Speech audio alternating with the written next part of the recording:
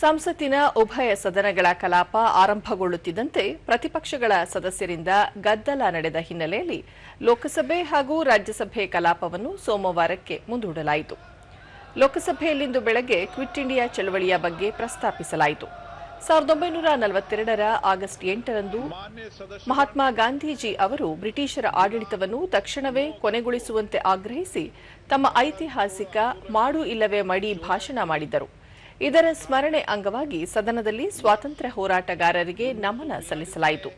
ಸಭಾಧ್ಯಕ್ಷ Om Birla quit India ಚಳವಳಿಯನ್ನು ಆರಂಭಿಸಿ ಬ್ರಿಟಿಷರು ದೇಶದಿಂದ ತೊಲಗಿಸಲು ಹೋರಾಟ ನಡೆಸಿದ ರಾಷ್ಟ್ರಪಿತ ಮಹಾತ್ಮ ಗಾಂಧೀಜಿ ಹಾಗೂ ಸ್ವಾತಂತ್ರ್ಯ ಹೋರಾಟಗಾರರ त्याग ಹಾಗೂ ಬಲಿದಾನವನ್ನು ಸ್ಮರಿಸಿದರು.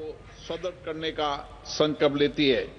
अब सभा भारत के स्वतंत्रता सेनानियों के सम्मान के स्वरूप में कुछ देर मौन रहेगी.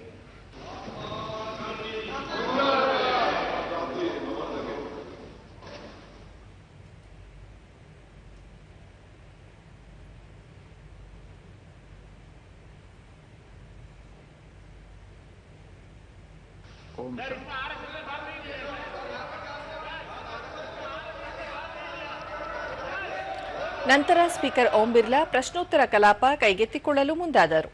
ಆದರೆ ಪ್ರತಿಪಕ್ಷ ಪ್ರತಿಭಟನೆ ಗದ್ದಲದ ಕಾರಣ ಕಾರ್ಯಕಲಾಪಗಳನ್ನು ನಡೆಸಲು ಸಾಧ್ಯವಾಗದೆ ಮೊದಲಿಗೆ ಅಪರಾಹ್ನ 12 ಗಂಟೆಯವರೆಗೆ ಮುಂದೂಡಿದರು.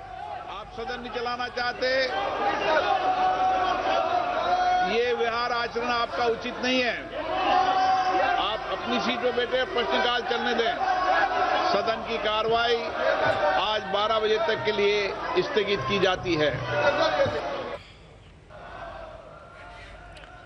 ಸದನ ಮರು ಸಮಾವೇಶಗೊಂಡ ನಂತರ ಸಚಿವ ಜಿತಿನ್ ರಾಮ್ ಮಾಂಝಿ ಸೂಕ್ಷ್ಮ ಸಣ್ಣ ಹಾಗೂ ಮಧ್ಯಮ ಕೈಗಾರಿಕೆಗಳ ಅಭಿವೃದ್ಧಿ ತಿದ್ದುಪಡಿ ವಿಧೇಯಕ 2026 ಅನ್ನು ಮಂಡಿಸಿದರು. ಪ್ರತಿಪಕ್ಷಗಳ ಗದ್ದಲದ ನಡುವೆ ವಿಧೇಯಕ ಯಾವುದೇ ಚರ್ಚೆ ಇಲ್ಲದೆ ಅನುಮೋದನೆ ಪಡೆಯಿತು. The bill further to amend the Micro, Small and Medium Enterprises Development Act 2006 as passed by Rajya Sabha be taken into consideration. ಎಂಎಸ್ಎಂಇಗಳಿಂದ ಕೇಂದ್ರ ಸಾರ್ವಜನಿಕ ವಲಯದ ಉದ್ಯಮಗಳು ಖರೀದಿಸುವ ಸರಕು ಮತ್ತು ಸೇವೆಗಳ ಬಿಲ್ಗಳನ್ನು ಟ್ರೇಡ್ ರಿಸಿವೇಬಲ್ಸ್ ಡಿಸ್ಕೌಂಟಿಂಗ್ ಸಿಸ್ಟಮ್ ಮೂಲಕ ಪಾವತಿಸಲು ವಿಧೇಯಕ ಅನುವು ಮಾಡಿಕೊಡುತ್ತದೆ. ವಿವಾದ ಉಂಟಾದ ಸಂದರ್ಭದಲ್ಲಿ ಮಧ್ಯಸ್ಥಿಕೆ ಪ್ರಕ್ರಿಯೆ ವಿಫಲವಾದರೆ 30 ದಿನದೊಳಗೆ ಪ್ರಕರಣವನ್ನು ಮಧ್ಯಸ್ಥಿಕೆ ನ್ಯಾಯಮಂಡಳಿಗಳಿಗೆ ಕಳಿಸಬೇಕಾಗುತ್ತದೆ.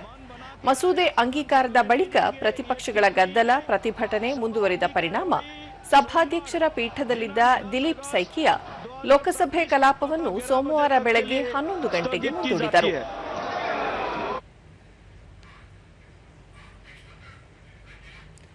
ರಾಜ್ಯಸಭೆಯಲ್ಲಿ ಸಹ ಇದೇ ರೀತಿಯ ಪರಿಸ್ಥಿತಿ ಮುಂದುವರೆದ ಹಿನ್ನೆಲೆಯಲ್ಲಿ ಕಲಾಪವನ್ನು ಸೋಮವಾರಕ್ಕೆ ಮುಂದೂಡಲಾಯಿತು.